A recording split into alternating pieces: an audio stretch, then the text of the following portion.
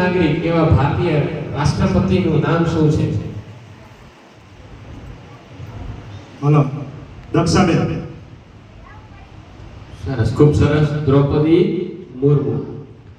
બધા ભારતના કે જેનો વહીવટ જેનાથી ચાલે છે, વહીવટ કરતા એવા ભારતના વડાપ્રધાન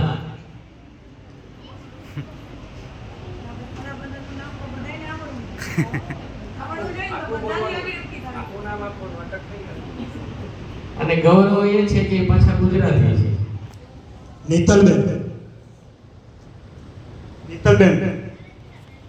ખૂબ સરસ. નરેન્દ્રભાઈ મોદી. હવે આપણી સંસ્થા એટલે શૈક્ષણિક સંસ્થા છે અને શિક્ષણને લગતું આપણને બધી સુવિધાઓ પૂરી પાડવાનું, આપણું ધ્યાન રાખવાનું આવું જે તંત્ર છે એટલે કે શિક્ષણ વિભાગ. તો કેન્દ્રીય શિક્ષણ મંત્રીનું નામ જણાવશો? ભારતના શિક્ષણ મંત્રી હાર્દિક મેણિયા. ખૂબ ખૂબ સરસ. ધર્મેન્દ્ર પ્રધાન. આપણા ગુજરાતના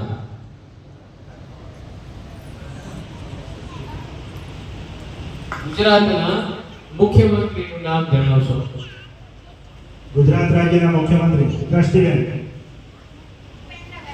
ખૂબ સરસ. ભૂપેન્દ્રભાઈ પટેલ. ગુજરાતના રાજ્યપાલશ્રીનું નામ જણાવશો?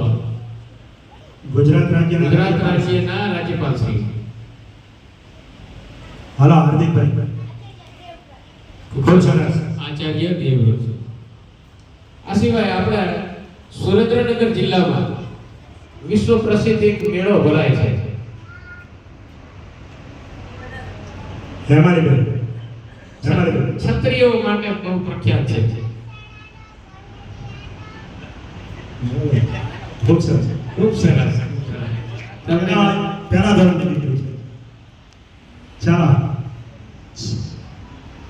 સુરેન્દ્રનગર જિલ્લામાં વિશ્વ પ્રસિદ્ધ મેળો એનું નામ યશવર્ધન.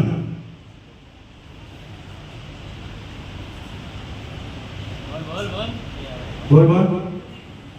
ચાલો, સંજનાબેન. ખૂબ સરસ. ક્રિકેટ મહાદેવના સાનિધ્યમાં ભરાતો મેળો અને ખૂબ જ પ્રખ્યાત. આપણા લખતર તાલુકાના પ્રાથમિક શિક્ષણાધિકારી સાહેબ શ્રીનું નામ જણાવો? લખતર તાલુકાના પ્રાથમિક શિક્ષણાધિકારી સાહેબ પીપીઓ સાહેબ ઇલેશભાઈ. ખૂબ સરસ. સોલંકી છે જે મુખ્ય મહેમાન છે આપણા અને અહીંયા હાજર પણ આપણે છે. વચ્ચે ખૂબ સરસ. મુખ્ય મહેમાન. આનો વારો જ ન આવતો. ખૂબ જ સરસ જવાબો આપ્યા બાળકો. આપનો ખૂબ ખૂબ આભાર. અસ્તુ. જય હિન્દ, જય ભારત. ખૂબ ખૂબ ધન્યવાદ ભાઈ શ્રી આનો વારો જ ન આવ્યો. કે જેમણે સુંદર મજાની વૈજ્ઞાનિક પ્રશ્નોત્તરી કરી અને આજના કાર્યક્રમને યામણા બનાવ્યો છે.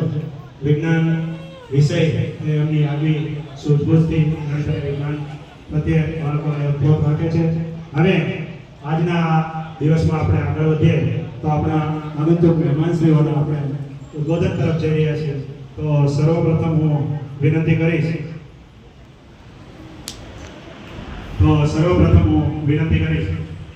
ભાઈ શ્રી બ્રિજરાજ સાહેબ.